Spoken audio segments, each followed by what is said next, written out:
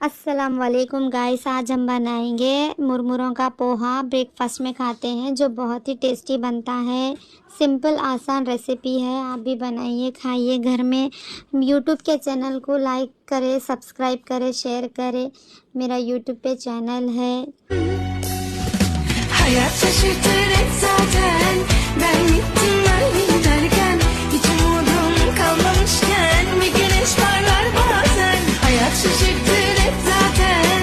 Ben gittim öyle derken, hiç umudum kalmamışken bir güneş parlar bazen.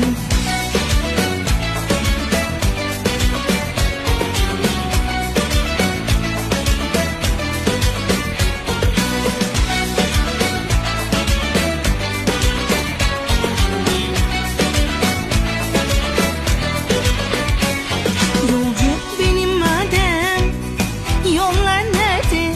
Kırdın